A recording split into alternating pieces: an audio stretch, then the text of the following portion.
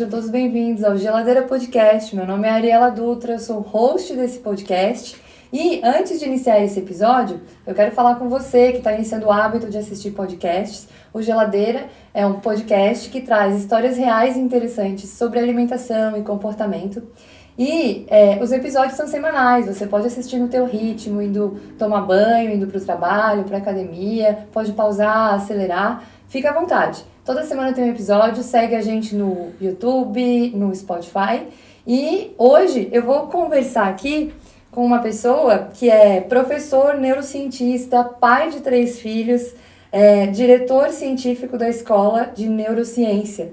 Fabrício Assini, seja bem-vindo. Muito obrigado, Ariela, muito obrigado pelo convite. Estou aqui à disposição para bater papo. Conforme a conversa for acontecendo, as ideias vão vindo e saindo pela minha boca. Obrigado pelo convite. Que legal. Que massa, Fabrício. Primeiro que, pra mim, eu vou te chamar de Fabrício hoje, mas eu sempre chamei de professor, porque você foi meu professor na graduação. E eu tô bem feliz hoje, porque hoje é dia do nutricionista. Eu sei que esse episódio não vai sair no dia 31 de agosto, mas a gente tá gravando no dia 31 de agosto e foi uma grande oportunidade pra mim te conhecer como meu professor naquela época. E quando eu pensei em te convidar, pra gente contar o que come o professor, o que come o neurocientista, por que ele se tornou um neurocientista, como que era a criança neurocientista que é hoje, né? E porque eu gostei muito da forma, assim, desde que eu te conheci, da forma como você comunica os teus saberes. Com uma forma muito empática, com uma fala muito simples, porque o Geladeira ele também tem esse propósito de simplificar, né? De trazer a alimentação como algo natural do ser humano, todo mundo nasceu comendo, e o professor de hoje, o neurocientista de hoje, também nasceu comendo, era uma criança, como todas. Claro. Eu acho que a ideia é essa, assim, para mim é muito legal também estar aqui. Eu acho que quando eu recebi o convite, eu falei, pô, que legal, eu vou lá bater um papo com ela e vamos trocar ideia e vamos contribuir com as pessoas com toda certeza. E é um papo diferente, né, Fabrício? Porque eu te escuto muito, te acompanho, Neurogrow e vários conteúdos que você oferece pra gente estudar mais sobre a neurociência hoje. E hoje eu fico pensando assim, como que era o Fabrício, né? Na infância, na família, você tinha irmãos, como que era a alimentação de vocês, como que era? Bom, eu diria que assim, esse Fabrício que a gente vê hoje, obviamente, foi um menino. Eu nasci em Itajaí, no ano de 79, então sou uma criança dos anos 80. Tenho uma família que éramos eu, minha irmã, meu pai e minha mãe.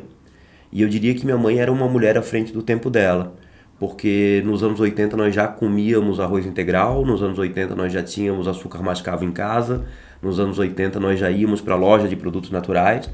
Então, com toda certeza, eu criança não gostava. Né? Eu criança não queria comer aquele arroz daquele tipo, eu criança não gostava daquele açúcar que deixava o suco marrom, e eu queria mesmo era o açúcar branco. Mas quando eu olho para o meu passado e vejo pontos importantes da minha vida, com certeza a presença da minha mãe é uma presença muito forte, com toda certeza. É uma mulher que fez muito do homem que eu sou hoje, e era alguém que já olhava para a alimentação lá nos anos 80 com o olhar que nós temos hoje, em 2020, 2022 e assim por diante. Então, eu diria que minha mãe hoje não é mais viva, mas que ela foi talvez uma pessoa que olhou para a alimentação e para a nutrição com um olhar bem à frente do tempo dela. Então, éramos nós 4, eu, meu pai, minha mãe e minha irmã. A minha mãe trabalhava fora, então tinha dia que a minha irmã arrumava a casa e eu arrumava a cozinha, tinha dia que eu arrumava a casa e a minha irmã a cozinha, e eu vejo que isso também foi muito importante para a minha formação enquanto homem que olha para uma mulher do lado, um do lado do outro, sem grandes diferenças, sem nenhuma diferença, na verdade. Que legal. É muito interessante isso, né? De ver que na primeira infância ali a gente realmente come o que tem em casa, né? E tem diferentes famílias, assim. Quando você está numa família que a mulher ou o homem, enfim, os pais, eles têm uma visão de saúde um pouco à frente do seu tempo, mesmo assim acaba sendo difícil para a criança entender porque tem influências externas, né? De televisão, de coleguinha e tal, muda a cor do suco, né?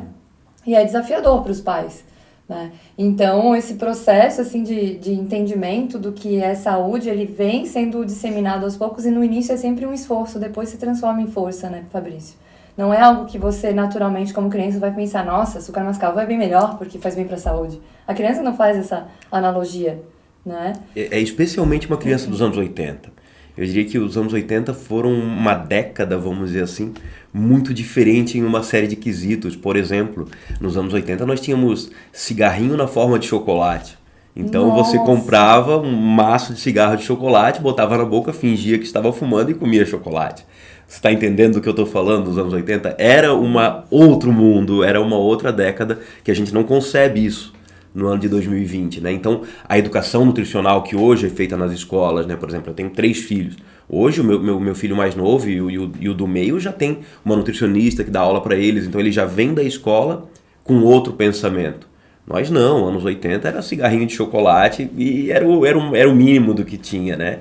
E era uma época onde, por exemplo, beber água não era chique. Nas novelas que a gente via nos anos 80, bebia-se suco. Então, ninguém bebia água. Então, o hábito de beber água, que é um líquido tão precioso, no fim das contas, ele é um hábito muito diferente daquilo que se tinha nos anos 80. Eu acho que os anos 80 foram uma década realmente muito interessante para quem a viveu, assim. E para mim, enquanto criança naquela época, realmente era uma época onde a gente se alimentava com o que tinha. Na época, a propaganda de alguns iogurtes era: coma Danoninho que vale mais do que um bifinho, por exemplo. Sim. Entendeu? Então, como assim? Né? Um iogurte que vale mais do que um bife. E o chique era comer bolacha recheada e tudo. Era isso que a gente realmente queria. E para mim, ter essa mãe, né, que fazia esse contraponto, que me dava um suco verde, por exemplo. Né? Eu tomo suco verde desde criança. Entendeu? Eu dizia: mãe, eu não gosto desse negócio, é muito ruim. E ela fala: toma. Né? Hoje, enquanto adulto, eu olho para trás e vejo como foi importante isso para minha formação, eu ter sido apresentado para isso. Mas se eu me coloco de novo no lugar de criança, é óbvio que eu não gostava. Né? É óbvio que o que eu queria era o que eu também tinha, né? Porque não era também um 8,80 assim, o que eu também tinha, que era o achocolatado, que era a bolacha e que era aquilo que a princípio, né, era uma alimentação de criança bem normal nos anos 80. Engraçado, né? Que esse padrão assim de saúde, de veiculação mesmo, de comercial, de alimentos e tal, ele vem mudando, né? Sim. E essa fase ali dos anos 80 ainda não se via a alimentação como algo que promovesse a saúde. Era muito assim, o nutricionismo, era muito assim, a alimentação você come o que tem, mas isso não vai impactar a tua saúde. O que vai impactar na tua saúde, sei lá, nem se pesquisava sobre isso. Sim. Simplesmente a gente vivia com o que tinha, né? E tinha essa coisa do cigarro, do tabagismo, era uma coisa que era moda. Outra coisa que eu vejo muito é que essa questão de status do alimento industrializado, que ainda reverbera hoje, né? Se a gente for parar para olhar, tem muita gente que deixa de comprar um saco de arroz com feijão para comprar um pacote de biscoito, assim, né? E desmerece, às vezes, o valor da comida, né? E dá valor mais para aquelas coisas que são feitas pra gente comer, mas nem sempre são comida. Sim. Né? Sim. E essas mudanças, elas foram acontecendo, assim. Mas eu vejo muito, assim, ciclos históricos, na verdade, né? Ou seja, talvez os anos 80 foram o meio de um grande ciclo que víamos de uma época onde a alimentação era uma alimentação mais natural. Depois veio a indústria do alimento, e aí, como toda indústria, ela busca o lucro. E quando busca o lucro, investe num marketing que faça com que a gente consuma o produto dela. Né? Então havia toda essa quase lavagem cerebral em direção ao alimento industrializado. E talvez o que foi começando a acontecer nos anos 90, 2000 e assim por diante, foi realmente esse evoluir da ciência da nutrição. Né? Eu diria que assim, eu não sou nutricionista, mas eu tenho muitos amigos nutricionistas, e o que eu vejo é que nos últimos 20 anos, vamos ser justos assim, houve uma evolução tão grande da ciência da nutrição, que mostrou para as pessoas todo o poder da alimentação, que aí é o poder da informação, né, Ariela? Ou seja, eu sempre digo assim, você fazer alguma coisa porque você não sabe, você é um ignorante. Ok, né? A palavra ignorante no dicionário significa que eu não conheço alguma coisa. Desconhece. Então se eu estou fazendo alguma coisa que eu não sei, está perdoado. Agora, você continuar fazendo, mesmo sabendo, aí é que está o erro. E isso vem muito também da minha mudança, né, no padrão de alimentação. Né? Quando tu começou falando, o que come um neurocientista, o que come um professor? Come normal a princípio. Porém, a partir do momento que a gente começa a dominar certas coisas, a gente começa a mudar. Não dá, né, para negligenciar uma coisa que tu sabe. Não dá, com certeza. Acho que existem coisas hoje que eu não como, muito porque eu sei o que ela faz comigo. Né? E a gente pode chegar nesse momento assim, de entender assim, o que eu já não como mais, porque eu sei que isso realmente não vai me fazer bem, então eu opto conscientemente por dizer, não, isto eu não quero, né? Porque isso realmente não me faz bem. E é parte da jornada, né? Então, assim, enquanto criança, a gente tem influência dos pais. Aí tem a fase da adolescência, daí a gente se abre para outro universo. E, claro, no universo de abertura e sair da casa dos pais, a gente vai para aquela fase. Deixa eu te contar. Uma vez eu arranjei um emprego. Eu estava na 8ª série, queria ganhar meu dinheiro, arranjei um emprego. O meu primeiro salário era meio salário mínimo. Eu trabalhava num despachante lá na outra cidade que eu moro ainda, que chama Tijucas. Sim. Aí eu arranjei um emprego, estava na 8ª série, ganhava meio salário mínimo. Meu primeiro salário eu gastei todo em chocolate.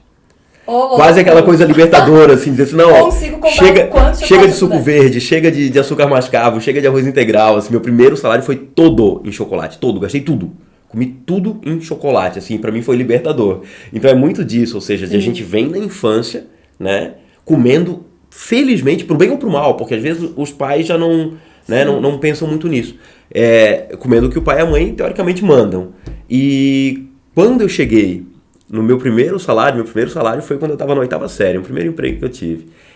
Eu gastei tudo em chocolate. Eu acho que é muito dessa história assim, de dizer assim, bom, agora eu tenho meu dinheiro. Conquistei minha liberdade. Agora eu como o que eu quiser, né? E foi tudo. Claro, 8ª série, eu devia, sei lá quantos anos eu tinha isso, 14, 15 anos talvez. E gastei tudo em chocolate, meu primeiro salário. E é incrível, né? Porque você consegue perceber o quanto que você tem esse poder. Depois você deve ter, tipo, pegado um ranço de chocolate por um tempo, ou, meu Deus, chocolate. Não, eu confesso que eu continuei gostando por muito tempo. Continuei estoque enorme de chocolate por uns dias. Não, naquele mês eu comi inteirinho, e era exatamente sempre o mesmo chocolate ainda. Hoje eu olho pra ele e penso, cara, tu era viciado nesse chocolate aqui. Chocolate. Charge. Gastei comprou todo o salário de charge. Meio salário mínimo de charge durante um mês. Só comi charge praticamente, assim, foi muito gostoso, foi muito bom. Não, se fosse tua mãe dizer, bom, agora almoço e janta é charge, tá, meu filho? Se vira, não vai ter arroz e feijão, é só charge. Não, mas era à tarde, quando ela não via, eu gastava tudo em charge. Que figura, né? E faz parte do aprendizado, né? Você entrar em contato com algumas coisas que às vezes são assim, pô, eu tinha essa limitação, então agora eu não tenho. Pô, mas e daí pra frente, né? Exatamente. Esse raciocínio, assim, que é na experiência. Eu sempre digo que às vezes a gente quer pegar a experiência do outro, né? E trazer pra gente, pensar, não, a gente pode aprender no exemplo, mas a gente aprende muito mais vivendo as coisas, né? Então, assim, trabalhei e tal, comprei o meu chocolate e tal, vi que é massa. Mas não vai ser pra sempre. Mas e daí, o que eu fiz com esse dinheiro? Aí no outro mês eu comecei a pensar, pô, cara, mas tu trabalhou um mês inteiro e tu gastou tudo em chocolate. Como assim, né? O que tu vai fazer melhor com o teu dinheiro? E foi até um exercício de educação financeira, quase. Pra dizer pra mim mesmo, pô, peraí, calma aí. Né? Isso era claro, era, meu Deus, 8ª série. Sim. Depois, quando eu comecei a ganhar dinheiro de verdade, trabalhando, já era outra relação, né? Já era outra relação com a alimentação. Mas eu acho que muitas pessoas têm essa relação que eu tenho com a alimentação, que eu não tenho problema algum em gastar dinheiro com comida. Eu diria que eu sou daquelas pessoas assim que eu não me importo em ir num restaurante gastar, sei lá, R$500, mas me importaria em comprar uma roupa de R$500. Sabe? Ou seja, tem muita gente que é como eu, assim, que gasta na comida. Né? E eu gosto, assim, gosto. Acho um momento importante da vida. Esse momento da alimentação e do prazer que o alimento pode proporcionar, né? O comer tem isso, assim, né? Como a gente come desde o momento que a gente nasce até o momento em que a gente for abandonar o corpo, a gente vai estar comendo, seja com a dentadura ou com a sonda ali, né? Sim. Então, assim, e existe essa relação de social, de prazer, de relacionamento e de tudo, né? O comer tá costurado em todas as partes da vida, né? E essa coisa de gastar dinheiro com comida é algo que é interessante. Quando você... eu vim de uma família bem humilde, assim, né? E eu lembro que essa coisa da privação faz a gente querer comer aquilo, né? Tipo, pô, e tem muito isso, né? Mas aí depois, quando eu também vivenciei essa questão da obesidade dentro da minha família, então eu via minha mãe cometendo vários exageros que prejudicavam ela e eu tinha bloqueios, tipo, com refrigerante, né? Eu desde os 11 anos já não tomava refrigerante e tal. Mas tinham coisas que eu queria muito investir desde sempre, que eram coisas que eram, por exemplo, que eu via que poderiam prevenir doenças, tal. Antes de começar a estudar nutrição e tal, porque eu via que minha mãe tinha alguns problemas de saúde e eu pensava, cara, eu quero isso. Aí eu queria sempre, né, me interessava por isso e tal. E acaba que hoje em dia, como nutricionista, eu adoro comer um prato maravilhoso, funcional, que eu sei que vai me fazer bem. E às vezes tudo bem, eu reservo uma parte do meu orçamento só pra comer naquele restaurante que se dedica a comida boa, né? Legal. E às vezes é gostosa, mas não é totalmente funcional e também é prazerosa, né? A minha relação com o alimento, na real, já foi mais animal, assim, vamos dizer, sabe? É. Daquela coisa do comer emocional, assim. Sim. Né? Por exemplo, porra, quando eu te digo que eu gastei meu primeiro salário todo em chocolate, né? Já dá pra ver que a minha relação pede, né? Essa questão da liberação de dopamina, do prazer, né? Biológico que o alimento vai proporcionar. Eu lembro que anos depois, no mestrado, por exemplo, eu estava muito estressado com os experimentos e tal, e com a vida, e eu descontava tudo, aí meu vício era o quê? Era pastel de queijo, Coca-Cola e chocolate. Já fui viciado em Coca-Cola. Já fui viciado em Coca-Cola, sim, na graduação. Na graduação eu tomava 2 litros de Coca todos os dias. E dia de prova eu tomava 4 litros. Então assim, já fui. Hoje não bebo mais. Hoje não bebo mais porque eu sei que a minha relação é muito 8 ou 80, assim. Sim. Então eu não consumo mais refrigerante, por quê? Porque eu sei que eu não tenho aquele controle que muita gente tem de beber um copo. Não, ou eu vou beber muito ou eu não vou beber nada. Então, Solta o freio. consciente, vamos dizer assim, de tudo que ele pode fazer por mim, eu opto por não beber nada. Mas já fui viciado em Coca-Cola, é verdade, na graduação. Meus amigos chegavam e já pediam, me dá um pouco de Coca-Cola aqui. Viciado do ponto de acordar de noite E tomar um copo de e coca tomar na geladeira e voltar para dormir. Nesse nível, assim, Sim. realmente era muito. E felizmente, óbvio, isso já mudou faz muito tempo. Mas eu acho que quando a gente olha, né, pro passado, e se o objetivo é olhar pro passado com essa relação da geladeira, né, eu diria que a geladeira, acho que numa família, quantas pessoas só pegam e olham a geladeira, né? Aham. Quase namoram a geladeira. Total. Né? E eu lembro muito dessa cena na infância, assim, de eu abrindo a geladeira e a minha mãe me perguntando, e aí, Fabrício, tá olhando o que aí dentro? Tá procurando a namorada aí dentro? Eu digo, não, só tô olhando o que tem dentro pra comer, né? E procurando alguma coisa gostosa, assim, pra dar esse conforto emocional. Acho que a minha relação com a comida durante boa parte da vida foi essa questão muito do emocional, né? Teve o primeiro salário gasto em chocolate, teve o vício em Coca-Cola, com toda certeza, durante a graduação, era Coca-Cola e bolacha recheada de chocolate. Né? Claro, aí eu tinha o quê? Eu tinha 17, eu estava na graduação entre os 17 e 21 anos. Então, com 17 a 21 anos, você pode cometer seus exageros alimentares que não vai ganhar peso. A gente sempre pensa assim, depois nos 70 a gente pensa diferente. Exatamente, né? Exatamente. E até antes, depois eu já comecei a perceber que a coisa vai mudando, né? Que a coisa vai mudando. Então, e pra mim foi muito esse aprendizado de entender, né? Que aquilo que me consola quando passa pela minha boca só me faz teoricamente bem quando passa pela minha boca. Depois de chegar no meu tubo digestivo, depois de chegar no intestino, começa a me inflamar, começa a gerar gordura, começa a gerar resistência à insulina, começa a ter uma série de questões que eu não tô afim, né? Que eu não tô afim. E aí é muito essa ideia que tu já tens, né? E que muita gente já tem da decisão racional, ou seja, de pensar com o córtex, vamos dizer assim, né? E dizer, tá, mas peraí, por que eu vou tomar 2 litros de coca? Né, que pode até me fazer, entre aspas, bem na hora que passa pela minha boca, mas me destrói depois disso, sabe? Então, a gente para de tomar essas decisões mais emocionais, de áreas mais anteriores, vamos dizer assim, no sistema nervoso central, para uma decisão mais pensada, né? Que é o teu prazer com um alimento funcional. Né? Se a gente sair perguntando para as pessoas na rua, você prefere ter prazer? Onde é que você tem prazer? Neste prato de salada ou neste chocolate? As pessoas vão escolher o chocolate. Mas se eu perguntar, você quer prazer agora ou daqui a 2 horas? Exatamente, entendeu?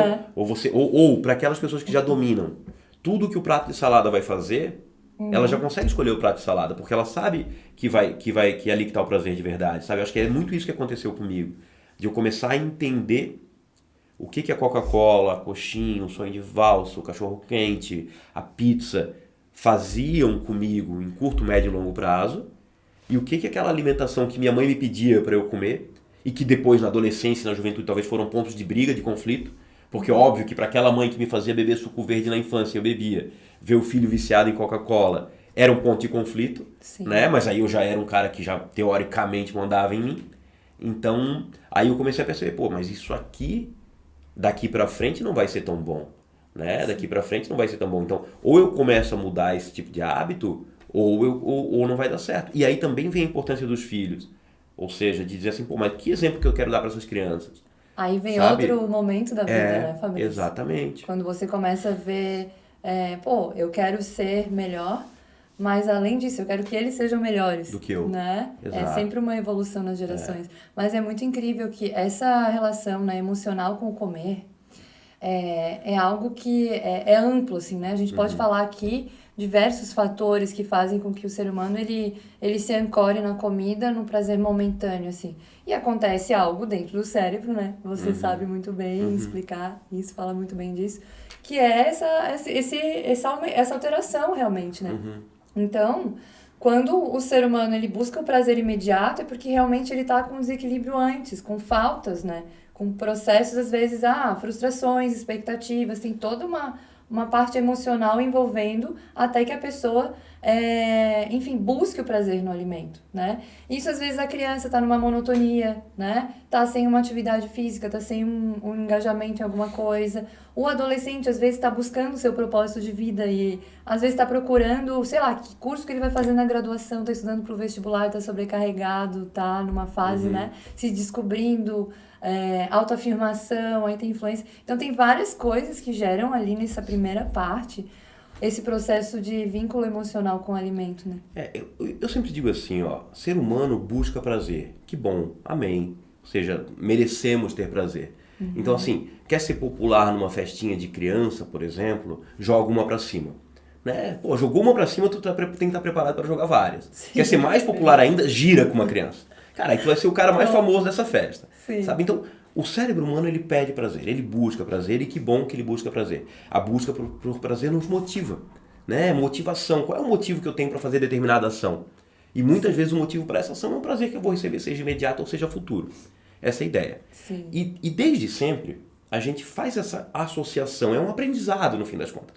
Por quê? Se a gente pensar lá no bebê, né? Lá no bebê, um dia o bebê está chorando, o bebê está chorando, está angustiado com alguma coisinha que aconteceu com ele, o que lhe é oferecido? O seio da mãe. E esse seio lhe fornece conforto, carinho, calor, o cheiro da própria mãe e um alimento. E um alimento. Um alimento calórico. Né? Claro que é um alimento calórico. Que bom, um alimento maravilhoso. Então, momento. Muitas coisas que a gente faz hoje são aprendizados que foram sendo feitos e que muitas vezes aparecem pra gente sem que a gente perceba. Muitas vezes as pessoas atrelam o aprendizado a uma fórmula da matemática, a um conhecimento do português, um conhecimento da sua profissão. Mas existem muitas coisas que são aprendizados que ficam quase subliminares no nosso cérebro e que eles aparecem no nosso dia. Então a gente aprendeu que angústia emocional, um alimento calórico me dá conforto. E em vários momentos da vida, onde pode aparecer uma angústia que pode ser só uma frustração porque agora não está passando um negócio legal na TV. Boba. Não tem agora alguma coisa que eu quero fazer. E eu vou lá e como esse alimento. E essa coisa vai crescendo. Algumas pessoas descontam na comida, outros descontam nas drogas, outros descontam em N formas de sentir prazer. Sabe, o cérebro ele parece complicado, Ariela, mas ele não é complicado. Ou seja, existe um grupo de áreas do nosso cérebro que está responsável por nos processar e fazer com que a gente sinta prazer. Seja ele vindo de onde quer que seja. Sabe? Seja ele vindo da alimentação, seja ele vindo das drogas, seja ele vindo do sexo, seja ele vindo do que quer que seja. Então, e aí, quando eu, ser humano, faço esse aprendizado dizendo isto me dá prazer, normalmente buscamos prazer em um momento de angústia. E aí, se for a questão da alimentação, leva à obesidade. Né? Se for a questão das drogas, pode levar à dependência de drogas. E assim por diante. Sabe? É sempre essa busca justa, eu sempre bato na tecla que é justo, que a gente busque a felicidade. Né? Eu acho que é uma busca. Não uma busca que deva gerar estresse. Porque eu acho que às vezes as pessoas buscam tanto a felicidade que acabam nem percebendo que já estão felizes. Uma condição de felicidade. Né? Fica aquela coisa, mas, pô, será que eu tô feliz ou não? Calma, relaxa. Toca a vida, curte o processo. Né? Uma vez eu tive uma frase que me guia, que é, às vezes a gente tá tão focado no objetivo que esquece de curtir o processo. Né? Tá só focado, pô, onde é que eu vou chegar, o que é que eu vou fazer, tá, e não tá nem curtindo agora, de estar aqui, batendo um papo, exatamente. Né? Exatamente. Então, e aí às vezes o alimento vem, né? Ou as drogas, ou o que quer que seja, que essa pessoa fez esse vínculo que lhe proporciona prazer, rápido e imediato. É muito interessante esse acúmulo de experiências que vão sendo sinalizados, é como um treinamento, Sim. né? Então você vai sendo sinalizado que em momentos de tristeza, momentos de angústia, você teve o conforto como alimento e isso pode vir a reverberar, enfim, em uma outra situação de estresse ou de uma perda familiar ou de uma coisa muito pequena, como você falou, não tá passando nada na TV. Isso é um gatilho para um momento de compulsão alimentar e, enfim, ou de uso de drogas, né? E que podem impactar a vida de uma forma bem profunda e prolongada, assim, né? Sim, e eu acho que a ideia de a gente compreender que é um aprendizado é compreender que também que todo aprendizado pode ser ressignificado. Sim. Sabe? Pode ser reaprendido. Então, quanto mais eu conheço o cérebro, quanto mais eu estudo o cérebro, mais eu tenho consciência que ele não é imutável. Não é porque eu fui um dependente de Coca-Cola na graduação que eu preciso ser um dependente de Coca-Cola a vida toda. Né? Claro. Está aqui ele para falar, está limpo há algum tempo. Estou limpo de Coca-Cola já faz muitos anos. Então, qual é a ideia? Mas eu acho que isso pode ser aplicado em qualquer contexto. Exato. Sabe, isso pode ser aplicado em qualquer contexto. E eu acho que a ciência faz com que a gente comece a pensar nas possibilidades de fazer novos aprendizados. Só sabe? Quando a gente tem acesso à informação, a gente se interessa por aquilo, né? Uhum. O Fabrício na graduação, então, usava a Coca-Cola para conseguir ficar ali, potencializar. Eu acho que nem chegava mais a ser isso, era só mais um hábito. Hábito mesmo. Ou seja, a gente vê, quando a gente estuda, por exemplo, neurobiologia da dependência de qualquer coisa, existe o uso, o abuso e a dependência, né? Não, claro, tudo tem graus de dependência e tal, mas eu acredito que este usar Coca-Cola na graduação era muito mais já um hábito. Um hábito de usar algo que me dava um certo prazer. Nem mais porque iria me deixar acordado e tal, porque a quantidade de cafeína ali é tão pequena que não é isso que vai fazer.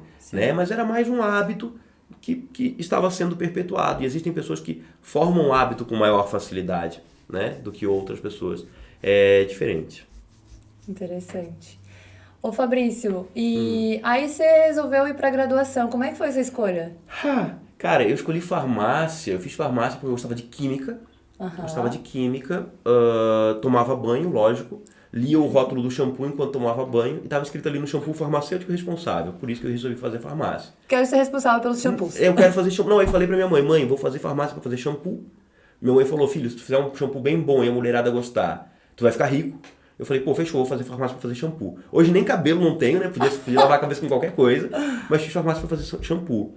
Passei no primeiro vestibular, 17 anos eu já estava aqui na UFSC estudando, e eu vejo que talvez ter passado no vestibular foi ruim num primeiro momento pra mim. Por quê? Porque às vezes eu tomei a decisão de fazer farmácia com 16 anos, né? Fiz vestibular, com 17 eu já estava na faculdade. Então eu era um menino que estava um ano antes do tempo, então eu entrei mais cedo. E em resumo, eu fiquei a graduação toda e eu não me via farmacêutico e eu não queria fazer shampoo. E eu estudava, passava e tal, mas aquilo não era pra mim. Não curtiu tanto, não se aprofundou tanto. Não, porque eu não me via farmacêutico. E aí, quando faltava um ano pra eu me formar, começou aquela pressão que vai fazer o quê depois de se formar? Vai trabalhar com o quê? E tudo aquilo que eu tinha sido apresentado na graduação, eu não me via trabalhando com aquilo. Não era nada Não era nada daquilo, então eu não sabia com que eu ia trabalhar. Isso eu tinha 20 anos, né? Porque farmácia, na época, a gente formava com 7 fases. Então eu me formava muito, muito novo. E aí, claro, né, fui falar em casa. Falei, eu não gosto disso, eu não quero isso, quero largar a graduação. Aí eles me perguntaram, tu quer fazer o que da tua vida? Eu falei, eu quero fazer ou turismo e hotelaria, ou publicidade e propaganda, ou oceanografia. Eram as minhas 3 possibilidades. Então assim, eu não fazia ideia do que eu queria ser. Isso era o ano de 99. Tinha 20 anos. E aí eles me falaram assim, minha mãe, especialmente minha mãe. Minha mãe falou assim, filho, forma ano que vem, dá teu diploma pra mim e faz o que tu quiser da tua vida. Eu falei, fechou, vou dar o diploma pra ela, vou fazer turismo e hotelaria em Balneário Camboriú, vou pegar uma night madrugada, a vida vai ser linda. E tava andando pela UFSC e vi o laboratório de psicofarmacologia. E eu bati o olho na palavra psicofarmacologia e achei a palavra bonita. Só achei assim, que legal isso aqui, psicofarmacologia. Deve ser legal estudar isso aqui. Complexo. Bonito, psicofarmacologia, que negócio é esse? Foi um amor à primeira vista com a palavra. Sim. Bati na porta do professor, contei mais ou menos essa história pra ele. Eu acho que ele sentiu compaixão daquele menino, sabe? E falou, fica aqui, acompanha os experimentos. Se tu gostar, tu fica sem bolsa, sem salário, sem nada. E na época eu não precisava ganhar dinheiro. Eu já tinha o suporte dos meus pais. Sim. Então eu precisava me descobrir enquanto profissional. Então eu diria que assim, o fato de eu hoje ser um neurocientista foi muito por acaso. foi muito por acaso. Ou seja, eu... Passou na porta ali. Eu não sabia para onde ir, entendeu? Eu não sabia, eu queria fazer ou turismo e hotelaria, ou publicidade, propaganda, ou cenografia, sabe? E tava andando pela universidade, meio que perdido, vamos dizer assim. Sim. Olhei pro laboratório e falei, gostei, vamos lá, sabe? Vou entrar aqui para ver. E, 99. Aí de 99, depois fiz mestrado, doutorado, fiquei de 99 a 2012 nesse laboratório, trabalhando. Se encontrou profundamente. Encontrei, comecei a entender o cérebro. Mas né? sabe, Fabrício, que eu vejo que, às vezes eu penso que realmente, aos 16 anos, nenhum ser humano está conseguindo ainda discernir sobre o que ele quer fazer. Sim. E desenhar um mapa de como ele pode servir à humanidade. Sim. Né? É uma fase de muita mudança, de entendimento, né? De sair da casa dos pais, de estudar, vou estudar o quê e tal. Eu acredito muito num modelo de ensino que no ensino médio as pessoas consigam experimentar diversas profissões, sabe? Que as pessoas consigam ter experiências pequenas. A meu ver, o ensino médio ele tinha que ensinar, por exemplo, noção de mercado financeiro, por exemplo, noção de direito. Coisas. Ou seja, que o ensino médio ensinasse pelo menos um pouco de coisas que a gente vai precisar na vida adulta. Né, de como lidar com o dinheiro. Porque Bhaskara, realmente, eu não ia precisar, entendeu? Até hoje não usei. Assim, claro, eu tento entender por que a gente estuda aquilo. Talvez a gente estude para aumentar a nossa capacidade cognitiva, para conseguir pensar, ficar um pouquinho mais inteligente. Maior melhorar as sinapses e tal, sabe? Mas eu vejo que a ideia, por exemplo, poxa, e aí a pessoa precisa de um advogado, não faz ideia de lei, né? Não faz ideia de como abrir uma empresa. Então, poderia ter pelo menos esse meio termo assim, e se desse um pouquinho mais de tempo para essa pessoa, ou talvez ela própria, sabe? Fazendo um contraponto a mim mesmo, assim. Ou seja, por exemplo, minha filha, quando entrou na faculdade, né, ela já fez um ensino técnico e aí ela já fez um ensino de 4 anos. Então ela já deu um ano a mais para ela poder entrar. Sim. E às vezes a gente se exige muito, né? Desculpa. Às vezes a gente que exige da gente mesmo, assim, não, eu tenho que entrar nesse ano. Porque tem um modelo de tempo, né? Sim.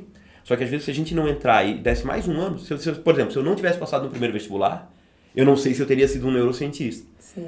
Mas hoje também, Ariela, vou ser sincero pra ti, assim, pra mim, eu tenho uma coisa comigo que é a vida é longa.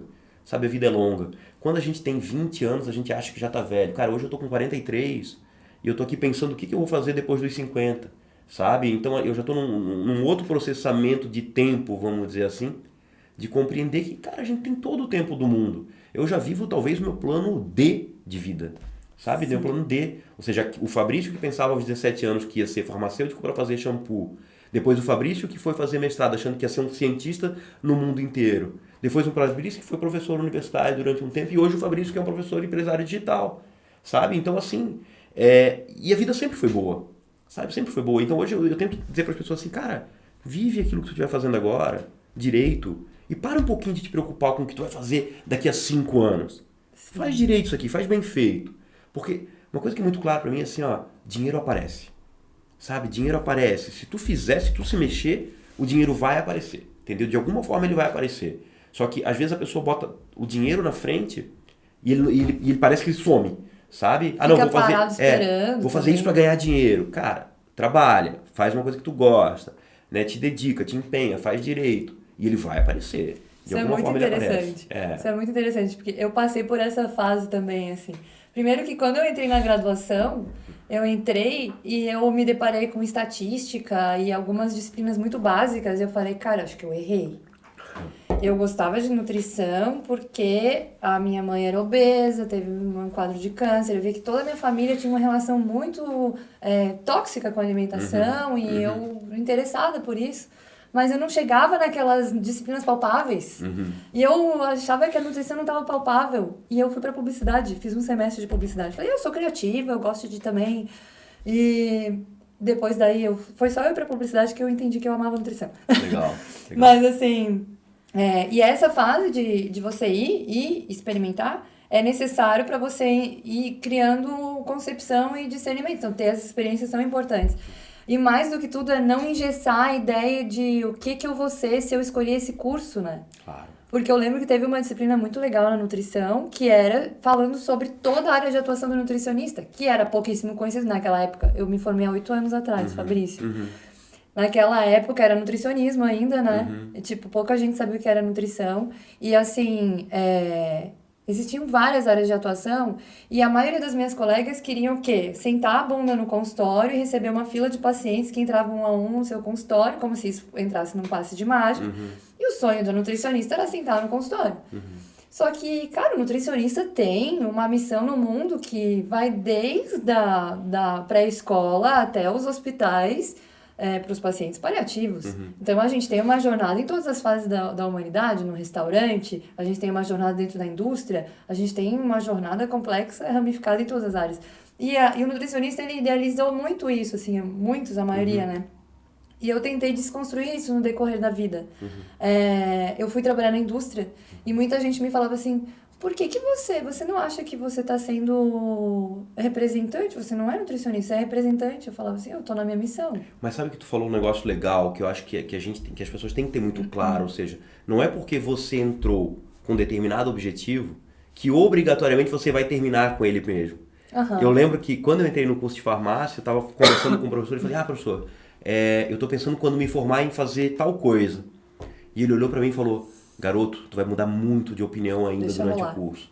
Deixa acontecer. Né? E eu acho que assim, no fim das contas, quando a gente olha para trás, tudo fez parte da nossa evolução, tudo fez parte do nosso amadurecimento. E quanto mais experiências diferentes eu tiver tido, maior é a possibilidade de eu estar com os olhos abertos para as oportunidades que os outros não veem.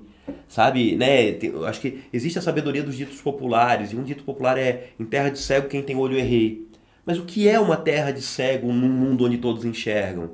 Na verdade, quem tem olho é essa pessoa que está atento para as sutilezas do mercado e onde é que estão as brechas. Né? Tu falou hoje, poxa, se um nutricionista sentar no consultório dele e esperar a paciente vir, não vai vir. Né? Esse nutricionista tem que ter uma noção de marketing, tem que ter uma noção de rede social, tem que estar aberto. E talvez esse produto, que é o Geladeira Podcast, venha um pouco das experiências da Ariela, que fez um semestre de publicidade. Sim. Ou que trabalhou numa indústria como uma, entre aspas, representante como suplemento. Então, tudo faz parte. E aqui que eu vejo o erro das pessoas. Ela pensa, não, eu vou trabalhar numa indústria de suplemento, então eu estou condenada a morrer ali. Sabe? Que eu acho que foi um ponto de quebra meu, Ariela. Porque assim, eu sou um cara, lembra, nasci em 79. Cara, fui criado nos anos 80. Então, a minha geração ainda é a geração que sonhava com concurso público. Sabe? A minha geração é uma geração que sonhava com concurso público, que um dia iria ser um funcionário, queria receber sempre o mesmo salário para o resto da vida. Hoje eu sou um empresário.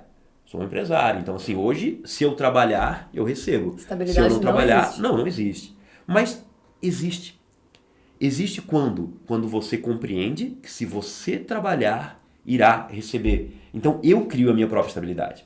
Sabe? Hoje, os meus rendimentos não dependem mais de alguém obrigatoriamente me pagando. Porque num emprego privado, estabilidade também não existe. Aquilo é uma mentira. Eu fui professor universitário por anos, tu foi minha aluna. Sim. E um dia o que aconteceu comigo?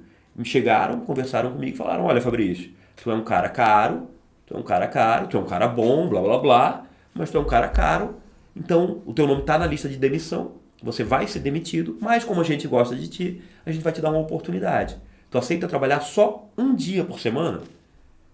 E eu respirei e segui um ditado que me guia sempre, que é, vai na direção que o teu medo cresce.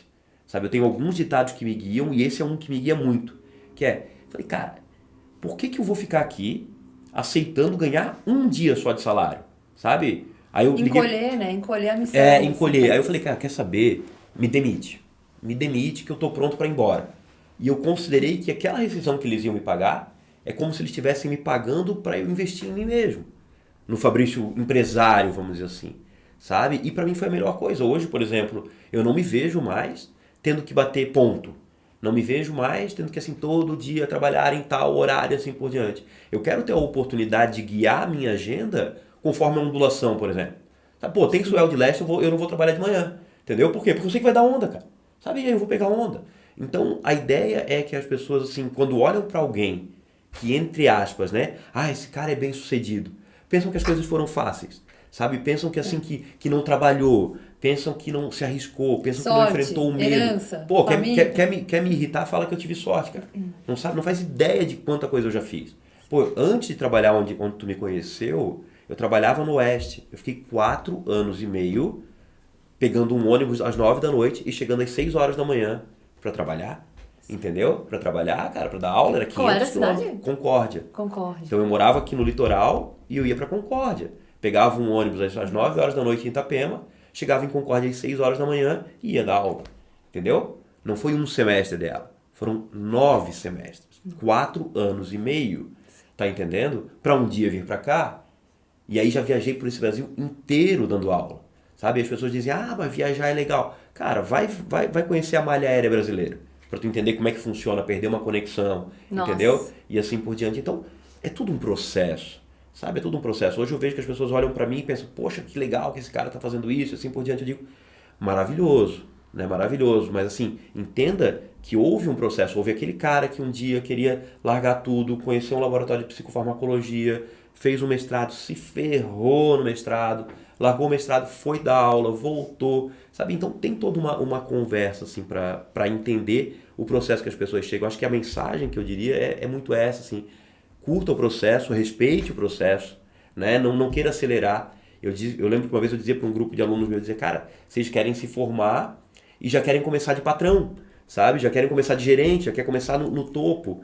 E existe um processo que tem que ser pensado com toda certeza. De aprendizado, né? De evolução pessoal mesmo. Exato. Até porque se você assume um cargo de muita responsabilidade às vezes e você não está preparado para ele, você perde a oportunidade, né? Exato. Então é muito isso, assim, de você ir construindo. Talvez se eu tivesse começado o Geladeira Podcast logo que eu me formei lá em 2014, enfim, nem tinha podcast naquela época, eu não seria capaz de talvez conduzir, de trazer pessoas e conversar com as pessoas. Não estava preparada para isso. Sim. Né? Talvez não tinham passado pelas experiências que eu passei para conversar e trazer diferentes formas de diálogo, né? Então é toda uma jornada que a gente atravessa para conseguir ir conquistando fase a fase, assim, né? Exato.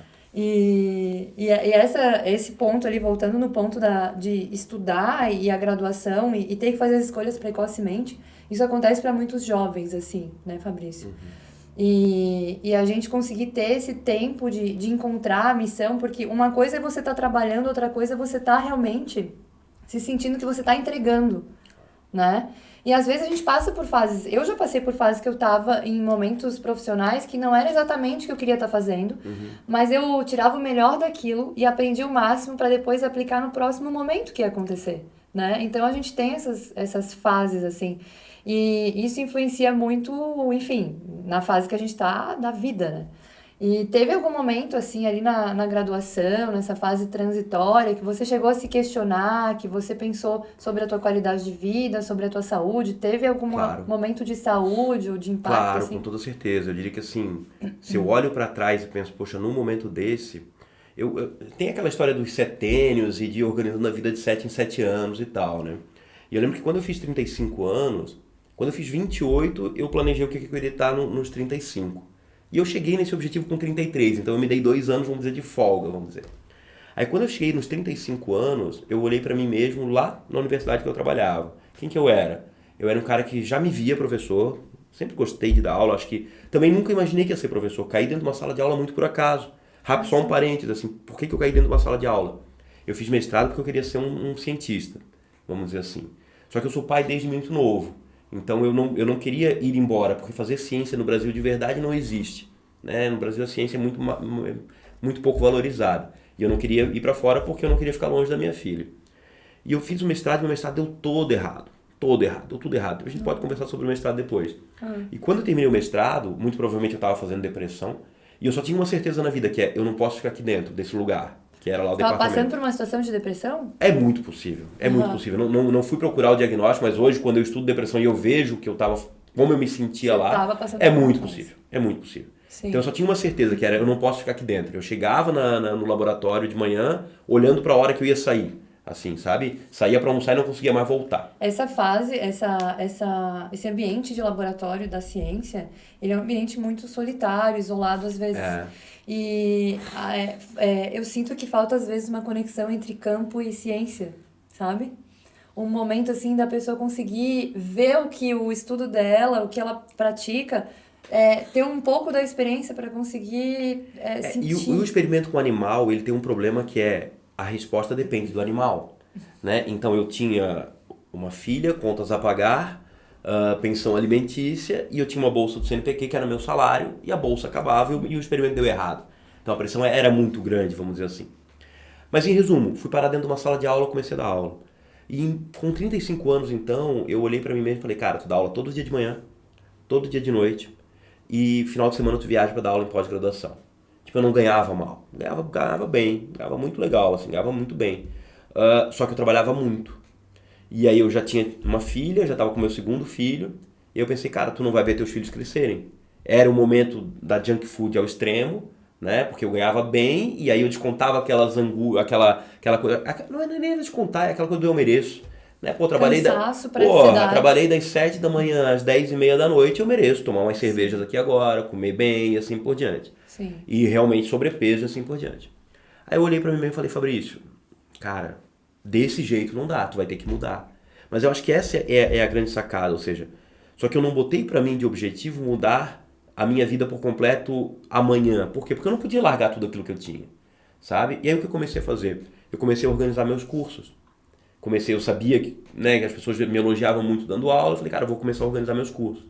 E eu comecei, o que eu fiz? Comprei um projetor, aluguei uma sala de um hotel, comecei a divulgar, comecei a cobrar, as pessoas começaram a me pagar, eu comecei a ver, opa, trabalhando um dia fazendo um curso meu aqui, eu ganho tanto. Os Para alunos conseguir, vêm. eles vêm, sabe? E comecei a fazer 1, 2, 3, 4, até que um dia eu fiz um curso meu aqui em Floripa, tava num coffee break, tava conversando com um casal, eu falei, vocês são da onde? Eles falaram, a gente é de Belo Horizonte. Conversando com outra pessoa, ele falou, vocês são da onde? Sou de Porto Alegre. Eu falei, tá, mas o que vocês estão fazendo aqui, cara? Não, professor, se tu não vai até lá, a gente vem atrás de ti. Aí eu falei pra minha esposa, falei, cara, tem alguma coisa acontecendo. Eu acho que tá na hora de eu crescer ainda mais. Então, meu grande ponto de mudança, vamos dizer assim, foi aos 35 anos. Quando eu comecei a olhar para a vida que eu levava, que financeiramente não era ruim, mas que de qualidade de vida era uma porcaria. Poxa, eu trabalhava numa cidade a 40 quilômetros da onde eu morava, então eu ia de manhã, dava aula, voltava para casa para ficar com meus filhos de tarde. À tarde minha mulher chegava, eu voltava para dar aula e voltava. Nos mesmos 40 Nos quilômetros. meus 40 quilômetros. Eu andava 160 quilômetros todo dia para poder ver minhas crianças à tarde. Sabe? Para poder ficar um pouco com eles. Porque para mim, quando tu me pediu, faz uma apresentação, eu falei, professor, neurocientista e pai de 3 filhos. Eu sempre quis ser pai. Essa é a Sabe? missão, né? Essa é a missão, de verdade. Criar 3 seres humanos, vamos dizer assim. Sabe? Então, eu comecei a organizar meus cursos, começou a dar certo. Não foi fácil, claro que não. E depois comecei a vender curso online. E aí, no dia que quiseram me demitir, eu falei, me demita. Sabe? Então, quando eu fui demitido, teoricamente, eu já estava preparado para isso. Eu já estava preparado. Porque, assim, por exemplo, eu tinha 35 quando eu comecei a plantar. E quando eles me pediram se eu queria escolher entre ser demitido ou trabalhar, eu já tinha 40. Então eu já confiava que eu tinha o meu plano B dando certo. Sabe? Então hoje, o que é o meu plano A, que são meus cursos, foram o meu plano B naquela época. E é muito provável que na minha cabeça agora, eu já esteja plantando um novo plano B. Para que daqui a pouco, Plano C, plano C. esse plano novo vire o plano A. Sabe? Sim. Vire o plano A. Então eu sempre digo para as pessoas assim, pô, tu não tá feliz com o teu trabalho? Que bom, que bom. Então usa isso como uma motivação para mudar de vida, sabe? Porque eu vejo às vezes as pessoas reclamando do trabalho por 5, 10, 15 anos e aí eu pergunto, tá, e daí, cara, o que tu fez para mudar? Nada, sabe? Não fez que seja uma nova graduação, não fez um plano B. Hoje a gente vive a época das oportunidades. Hoje a gente vive a época, tem muita oportunidade com o negócio online, tem muita Novas oportunidade, oportunidades. muita coisa. O segredo é não ter medo para mim. Por isso que o ditado que me guia é vai na direção que teu medo cresce. Eu também gosto Sabe? desse ditado Adoro aí. ele, adoro. Mas sabe que esse ponto de você fazer a transição, assim, né? De passar por essas dores, muitas pessoas não consideram a sua qualidade de vida ruim. Elas priorizam ainda a estabilidade financeira, essa estabilidade que às vezes não existe, né? Eu falo que estabilidade não existe porque realmente a gente está sempre fluindo. A gente está sempre mudando. Por mais que seja algo que você conquista todos os dias e tal, cara, de repente pode um dia mudar o mercado, mudar, e aí você vai ter que se reinventar e tá tudo bem. Mas quando a pessoa pensa em alguma mudança profissional, o primeiro ponto da maioria ainda é o financeiro. Sim. Então, assim, quanto tá confortável aqui, tô ganhando. E daí, às vezes, a pessoa leva muitos anos para entender que o tempo dela estava sendo mal pago. Porque o tempo de vida é o maior valor que a gente tem, né? Então, às vezes, você tá até ganhando bem, mas você não tem qualidade para viver com a tua família. Então, o que que adianta, né? Mas é difícil a gente também tomar essa decisão Claro. quando tem uma família grande, tem contas para pagar e se jogar numa nova ideia, Mas né? acho que para mim o grande segredo, pelo menos assim, da minha experiência, o que é se permitir fazer a transição suave, né? Exato. Ou seja, não é, eu nunca vou pedir para alguém que tem, como eu, né, 3 filhos e tal, largar tudo para se jogar no escuro. Acho que não seria essa a ideia. Mas no mínimo se permitir fazer uma transição suave, ou então, no fim das contas, é tudo como a gente vê ou sente quando respira, né? Ou seja, poxa, tá tudo bem pra ti então, não estar feliz com esse emprego, mas ganhar um salário bom. Então, absorva, lide isso da melhor maneira e ache um hobby que te dê prazer então. Sabe? Exato. Ressignifique essa tua relação com o trabalho e entenda que esse trabalho que talvez não te dê tanto prazer, te permita receber um certo X que te permite fazer uma outra coisa. E para de sofrer, né? E para de sofrer, ou seja, a gente escolhe onde vai jogar a energia. Exato. A gente escolhe se vai sofrer ou não vai sofrer com alguma coisa. Nossa, isso é muito sabe? real, Fabrício. Né? A gente que escolhe. Então, Quando cara, eu trabalhava viajando, eu já trabalhei viajando todo o estado de Santa Catarina, nos hospitais com dietas interais, por sonda e tal, trabalhava na indústria, né? E trabalhei também em ponte aérea, Floripa, São Paulo, Floripa, São Paulo. Era desgastante, você Sim, também trabalhou viajando, desgastante, e tinha muita gente que me questionava sobre você tá realmente sendo nutricionista ou não? E eu sempre me vi, não sendo nutricionista, que eu não sou esse rótulo, mas assim, executando uma coisa que tem no meu coração, que é ajudar as pessoas a verem a alimentação como algo que cura, como algo que influencia, mudando paradigmas, mudando os padrões de visões das pessoas, né? E eu me sentia assim na missão, mas eu via a minha qualidade de vida sendo consumida. Porque eu tava sempre com a mala pronta, eu tava 2 dias numa cidade, 2 dias na outra, 2 dias na outra, sempre vivendo em hotel, né? E é uma pressão, e metas e tal. Só que ao mesmo tempo eu via, cara, quantos hospitais, quantos médicos, quantos nutricionistas eu tenho conhecido e conversado e o quanto eu tenho aprendido.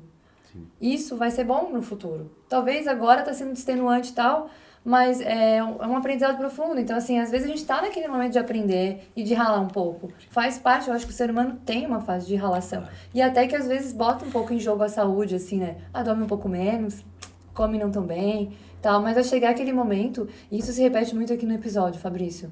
Muitas pessoas falam assim, eu só consegui olhar pra minha saúde quando eu consegui conquistar um pouquinho de uma sobra, uma borda financeira. foi eu. Pra conseguir olhar pra isso. Foi assim, eu diria que, por exemplo, hoje, né, eu tenho 43 anos.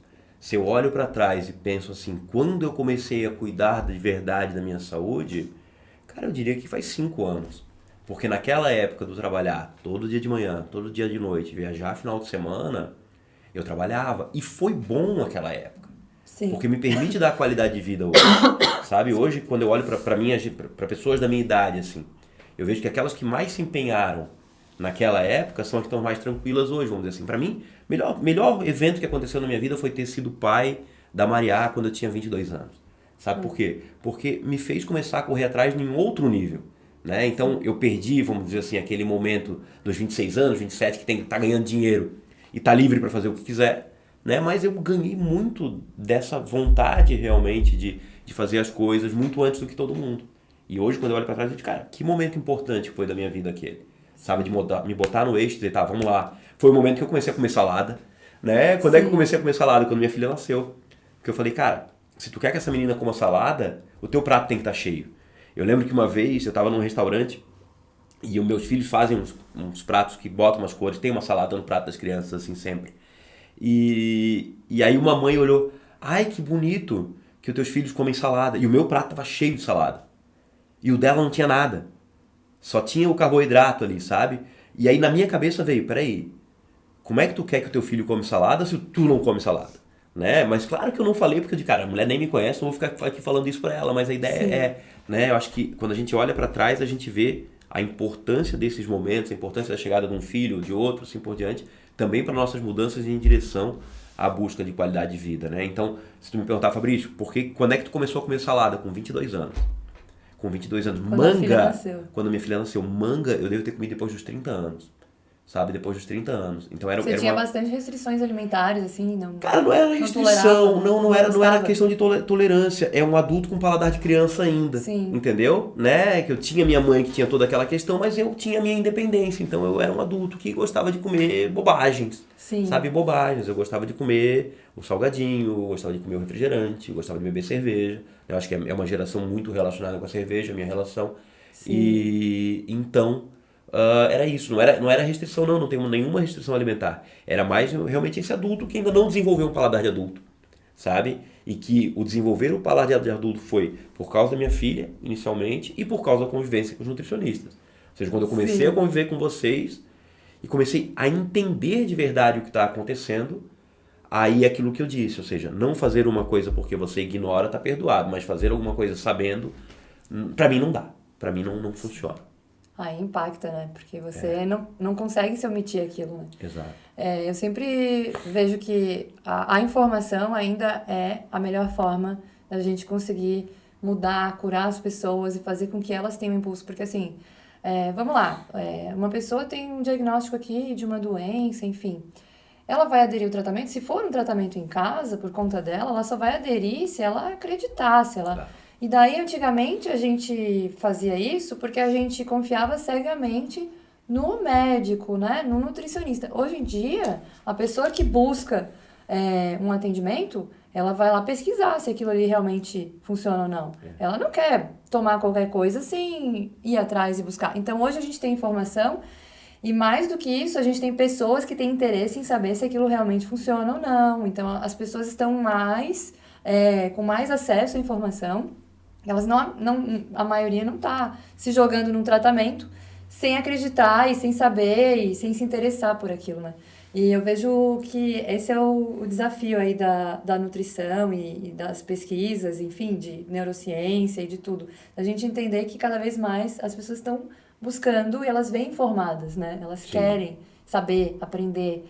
Então, quando eu comecei o Geladeira aqui, eu falei assim, não quero fazer esse papo aqui ser um papo científico. Quero ser um papo quero que seja um papo entre dois seres humanos, né, Fabrício? Que as pessoas consigam entender. Porque tem coisas que elas podem fazer sozinhas. Comer, todo mundo nasceu comendo. Sim. Né? Claro que a gente tem fases desafiadoras que com certeza um profissional, um nutricionista vai ajudar muito. Mas o básico, a essência humana... Todo professor nasceu comendo, todo nutricionista nasceu comendo, toda a filmmaker aqui, todo mundo nasceu comendo e passou pelos seus desafios, né? Então, toda essa jornada aí que você contou mostra o quanto a informação é importante. Porque quando você teve esse interesse pela informação, fez com que abrisse uma janela que não posso mais negligenciar isso, né? Eu sei dos meus pontos, estudei um monte e converso com várias pessoas, posso... ir para o próximo nível. Evoluir, exatamente. Eu acho que é isso que faz a gente humanos, né, Ariela? Ou seja, quem é o ser humano? Quem é o Homo sapiens perante aos outros animais? O Homo sapiens é esse animalzinho que transfere conhecimento, né? Então a gente só chegou nesse momento da internet, talvez, porque a gente foi transferindo conhecimento um para o outro e que bom que uma parte dessa humanidade usa esse conhecimento para evoluir.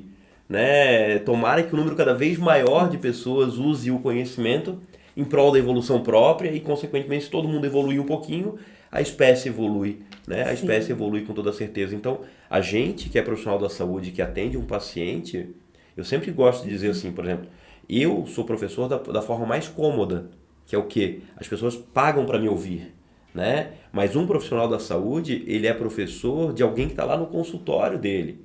E ser humano faz aquilo que ele entende que é bom para ele. Quando eu comecei a dar aula, um professor de uma sala de professores falou assim para mim, garoto, vem aqui. Eu falei, fala, professor. Ele falou, garoto, é assim, ó, uma aula boa responde só 3 perguntas.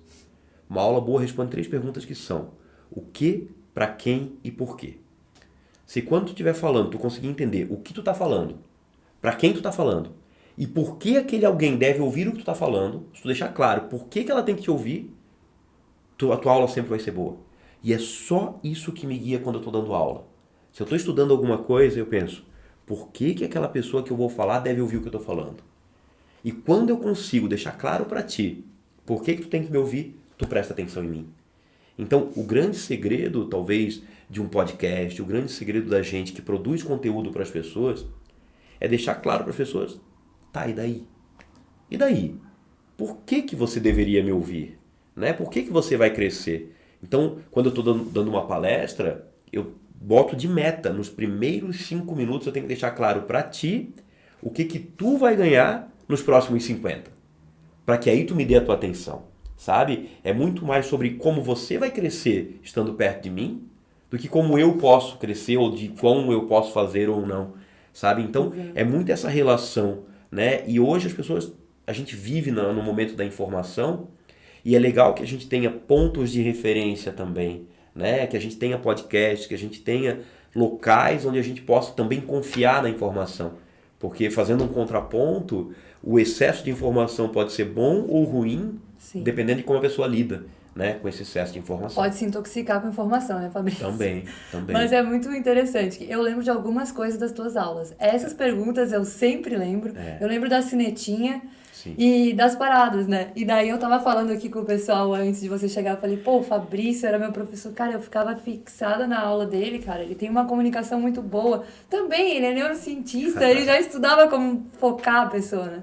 E é muito interessante, assim, a comunicação, ela faz com que você consiga transmitir, mas não que passe de uma orelha para outra e pronto, mas que faça sentido, né?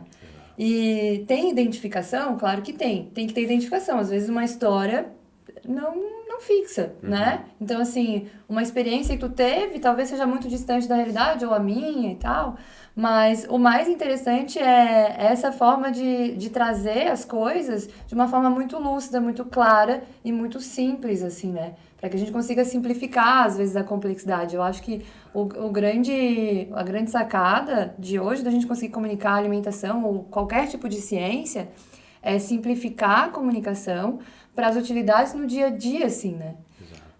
E a gente estava falando de excesso de comunicação, excesso de informação e tal. E eu tava pensando aqui, nossa, eu vou trazer o Fabrício, a gente fala de várias coisas, neurociência e tal, mas eu pensei, a gente vai falar no Geladeira, vai falar um pouco de salada, mas também vamos falar um pouco de droga, né? Tá. Não dá pra falar só de salada, vamos falar um pouco de droga, um pouco de salada. E a informação hoje, assim, né, sobre, enfim, vários tipos de drogas, enfim, compostos ativos aí, chás e coisas, ela é muito disseminada, Sim, né? sim. E a gente tem algumas visões, assim, estudos mostrando benefícios em alguns casos, né? E daí existe aquela coisa do uso indiscriminado, da informação, do mau uso, né, Fabrício? E eu queria muito te ouvir falando disso, porque muitas pessoas, enfim, usam Ritalina, Venvance para melhorar a performance. Performance é uma coisa que no consultório a gente fala muito. Alimentação, como pode ajudar. Todo mundo quer performar mentalmente, cognitivamente, né? Hoje em dia não é só o atleta que quer performar, a gente quer performar na frente do computador, né? E às vezes existe essa confusão sobre tempo, né? A vida é curta hoje em dia, meu Deus, o dia passou super rápido, não fiz nada. Enfim, coloca muita coisa na agenda, né? Não tem uma organização. E as pessoas, às vezes, elas recebem muitas informações sobre o uso indiscriminado de algumas drogas e usam isso, às vezes, como uma bengala desnecessariamente, né? Pode causar vários danos, enfim. E a alimentação é um ponto, assim, muito importante que eu tento abordar ao máximo, né? E eu sei que você também traz bastante disso nos teus diálogos, nas tuas conversas. Conta aí sobre isso. Tá, vamos lá. Assim, bom, primeiro, para mim a palavra droga ela é uma palavra muito ampla, né? Ou seja, de droga a gente pode variar desde do açúcar até a cannabis, passando pelo LSD, pelo êxtase, pela anfetamina e assim por diante. Então, só uma pausa antes de você continuar. Fala. Esses dias eu comentei num comentário que teve lá de um outro podcast, um hoster falando assim, porque pra mim açúcar é igual uma droga. Eu como açúcar e tal, eu fico viciado, então eu decidi cortar o açúcar geral. E daí eu falei assim, realmente, o açúcar ele tem um impacto como se fosse o crack. Se você deixar, ele causa realmente dependência. Eu fui bastante julgada por isso, sabe? É porque assim, eu entendo porque que julgaram, talvez. Eu também. Porque assim, claro, a ideia qual é? Açúcar libera dopamina no núcleo accumbens? Libera. O crack libera dopamina no núcleo accumbens? Libera. Quem é o núcleo accumbens, para quem está nos ouvindo? Núcleo accumbens é uma área do cérebro que quando recebe dopamina você sente prazer. É isso. Então, assim, teve um orgasmo, dopamina no núcleo accumbens. Charge, dopamina. Dopamina no núcleo accumbens. Tudo que dê prazer, dopamina no núcleo accumbens. Essa é a conversa. Drogas podem liberar dopamina no núcleo accumbens? Podem. Podem. Então, sem hipocrisia, lógico que uma droga, em determinado momento, dará prazer para um ser humano. Açúcar pode liberar dopamina no núcleo accumbens? Pode.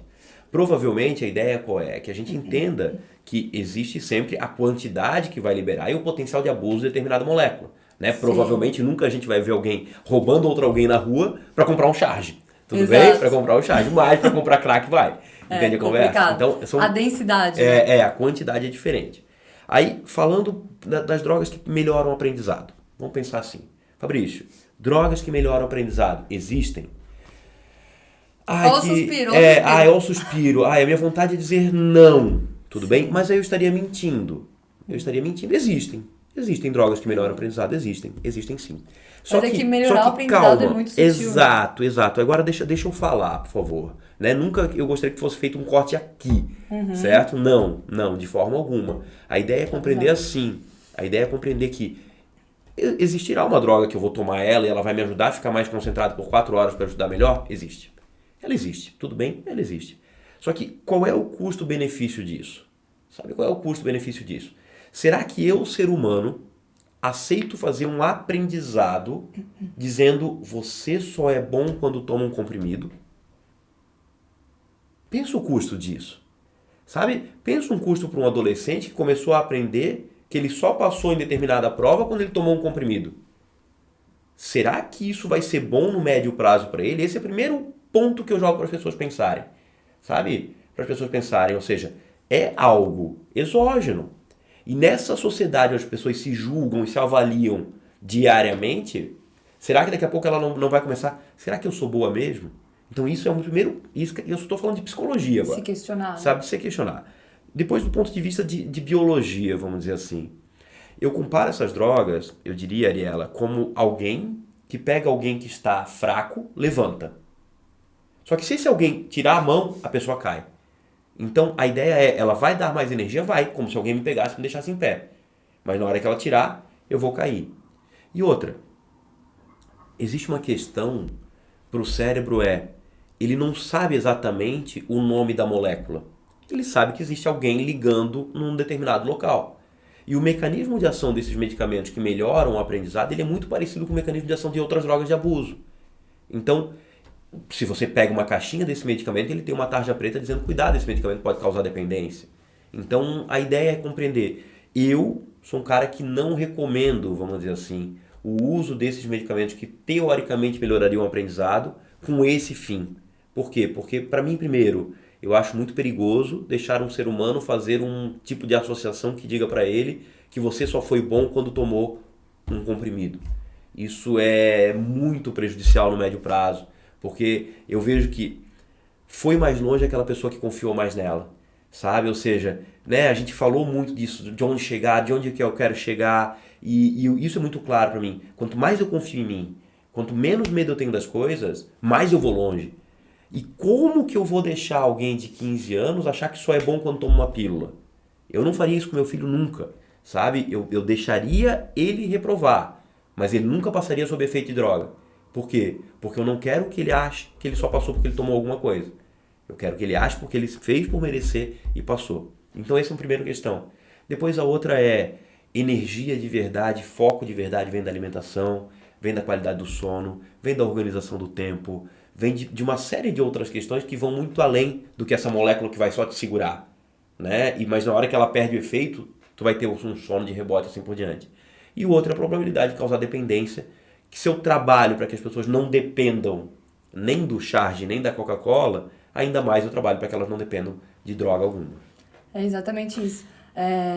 Essa visão de sinalizar, né, que a gente tem com o alimento, a gente sinaliza o corpo. Então, assim, vamos fazer um bom café da manhã, vamos fazer uma hidratação ajustada. Essa sinalização, mesmo que ela seja uma sinalização que muda a bioquímica do corpo, com médio e longo prazo, né? ela é uma sinalização de aprendizado que requer um esforço interno. Então, é algo que começa a mudar o contexto internamente, né, Fabrício? Então, quando a gente tem uma sinalização através de uma droga exógena, a gente tem esse processo que é como se a gente colocasse um véu sobre a realidade da pessoa, né? Então, assim, não é mais aquela pessoa. É aquela pessoa com um impulso de algo. E daí cria um terreno um pouco estável para que ela consiga fluir na vida, né? Exato. E perde a liberdade. Então, é muito interessante ver isso, porque muitas pessoas se questionam. E a gente tem pessoas que têm indicação, que têm um quadro clínico e têm a sua indicação. Mas é um fato, assim, que... assim como na alimentação, às vezes as pessoas procuram saídas rápidas e fáceis, e isso pode botar em risco a vida. As pessoas também procuram na performance, essa busca pela performance que pode causar um dano realmente por escolhas erradas, né? Então, eu vejo a alimentação ainda como uma forma de muitas atuações assim, dentro da vida humana, inclusive da produtividade. E a gente tem alimentos que melhoram, né, a performance, assim. Então, desbravar esse universo é algo bem mais seguro, inclusive, do que... Uma vez na universidade que eu trabalhava, uma das secretárias veio falar comigo. Ela falou, Fabrício, estou cansada, não sei o que, estou procurando energia no chocolate e no café. Aí eu falei, cara, isso é energia burra. Não é ali, sabe? Não é aqui que está a energia de verdade. Né? A energia de verdade está num prato de salada, a energia de verdade está numa alimentação sistematicamente adequada para suprir vitamina de complexo B, coenzima Q10 e todo o resto. Né? Só que o problema o que é que são modificações que não vão berrar como tomar um comprimido. Exato. Né? Porque se eu tomar um comprimido eu vou perceber, com certeza. Vai berrar dentro do meu corpo. Agora essas modificações são muito mais sutis, que daqui a pouco a pessoa vai perceber, poxa, eu tenho estado muito mais disposto no meu dia a dia do que era normalmente. Eu tenho conseguido manter-me mais focado com frequência do que era normalmente.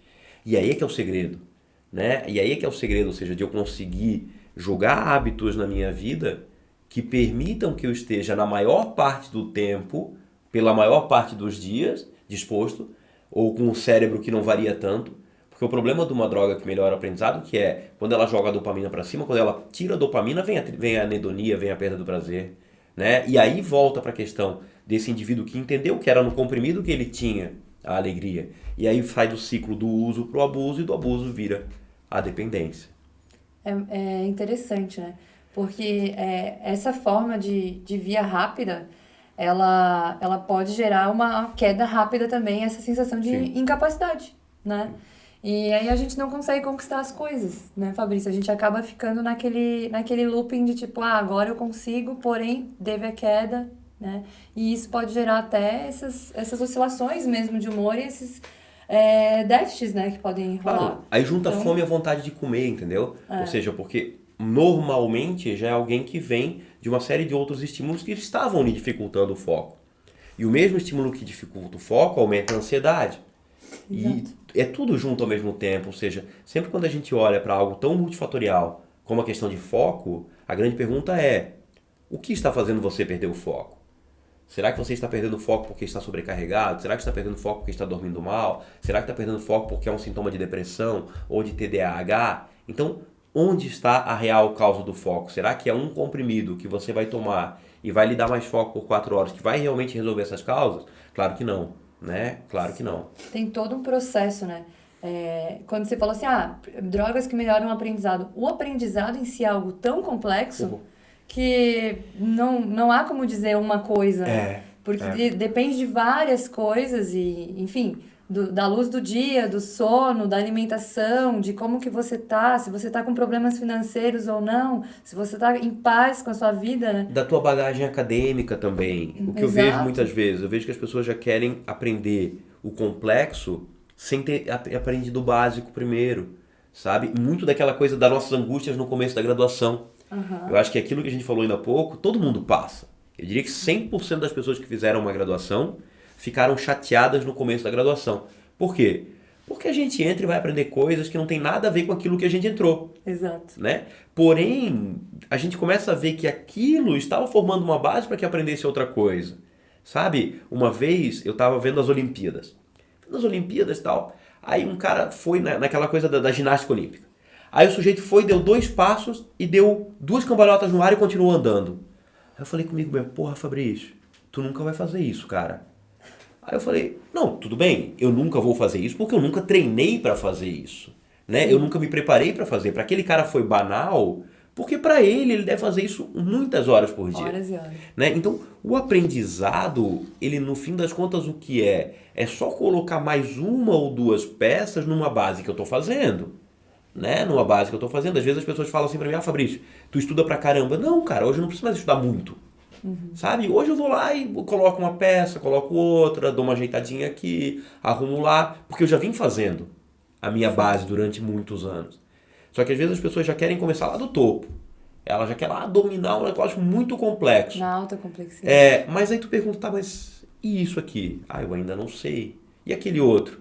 Eu ainda não sei. Né? E eu vejo muito isso de pessoas que às vezes nem fizeram uma graduação, mas ela já quer se especializar em determinado atendimento na área da saúde. Sabe, de cara, mas tu ainda nem entende direito o que é uma enzima. Constrói a base. Né? Vai fazendo. Então, às vezes o aprendizado também depende dessa humildade acadêmica, Ariela, que eu chamo. Sabe, o que é humildade acadêmica? É saber que tem coisas que eu não sei. Exato. E tá tudo bem, desde que eu entenda que eu tenho que aprendê-las para aprender outras. Sabe, eu lembro a primeira vez que eu fui estudar epigenética.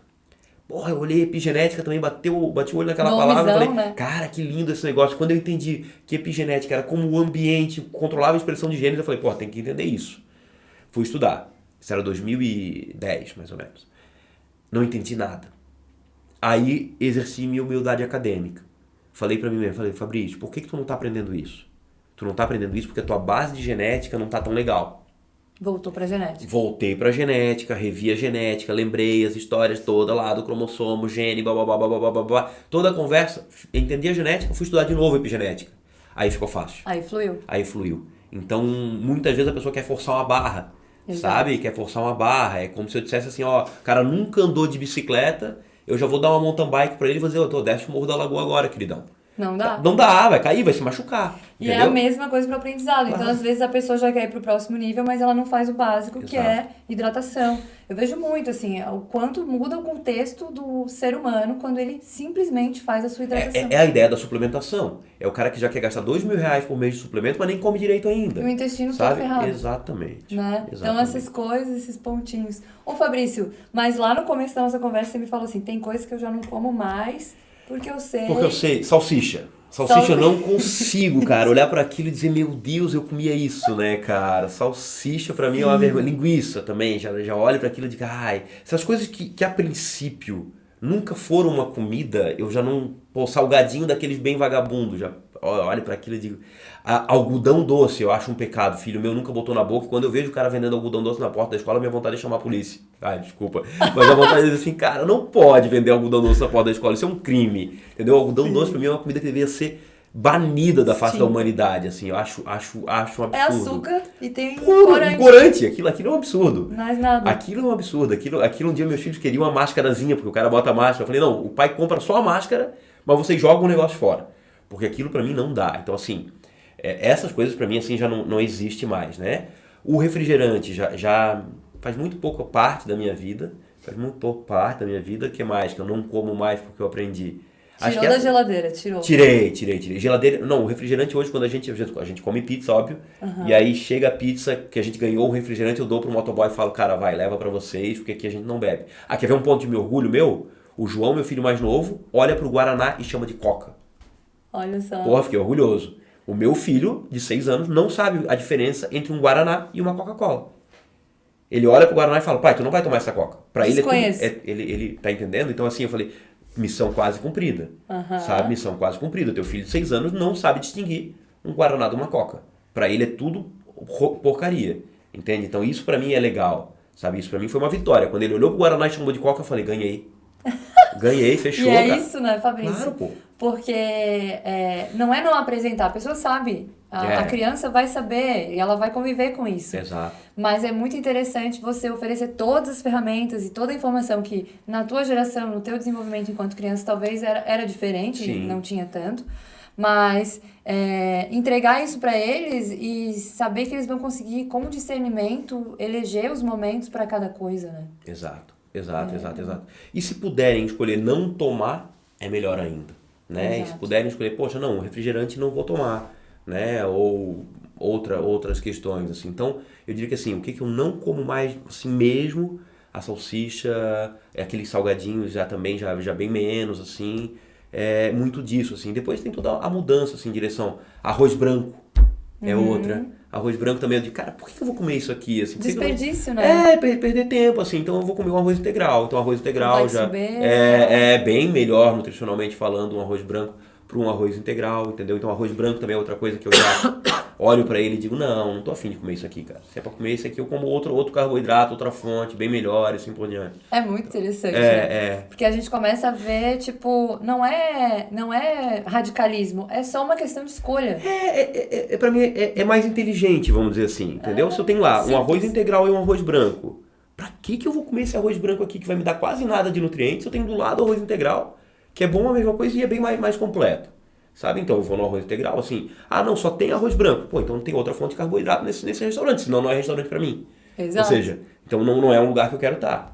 Só tenho isso aqui pra comer, então pode ser que eu abra uma exceção. Então arroz branco é outra coisa, assim, que eu tenho mudado muito, né? E acho que é por aí que a coisa vai. Ô Fabrício, você tem uma rotina, a tua rotina hoje, assim, que te dá qualidade de vida pra desenvolver as tuas atividades no dia? Tem alguma rotina que você fala, cara, eu faço isso todo dia e isso me dá energia, vitalidade, disposição? Tem uma Como coisa que é? eu faço todo dia que é sagrado, eu fecho meus olhos e respiro e quase durmo todo dia depois do almoço por 25 minutos.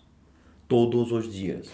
Se eu não puder fazer, eu não ficarei bem. Então, o meu dia, tipo, eu acordo, se existe uma rotina no meu dia, todo dia depois do almoço, 25 minutos eu deito, assim, ó, posição quase no caixão, assim, deitadinho, barriga pra cima, mão no peito, fecho o olho, boto um despertador pra garantir que eu não vou passar, pra eu não ter uma preocupação no meu cérebro de que eu vou passar, fico ali respirando, tem dia que eu durmo sonho, tem dia que eu não durmo, que eu só fico respirando, mas 25 minutos. E é como se eu fosse fazer, eu digo que eu vou resetar meu cérebro, sabe? Então ali para mim é o meu reset, porque queira ou não queira, o meu pedido mais nobre de atividade cerebral, de pensamento para estudar é de manhã. De manhã é a hora que eu estudo. Então aí à tarde, assim, eu tenho hoje, eu tenho uma qualidade de vida muito boa, de eu poder levar meus filhos na escola todo dia, pegar na escola, almoçar. Então acaba o almoço, eu falo, filhos, meia hora livre para vocês aí, porque o pai vai lá dar a dormidinha dele. Sabe? Eu vou lá, nem é dormir quase, é 25 minutos só de respirar, de não pensar, de só concentrar na respiração. Às vezes eu durmo, às vezes eu não, sabe? E pra mim ali eu tô resetando meu cérebro, porque o cérebro gasta muita energia, né? O cérebro gasta muita energia.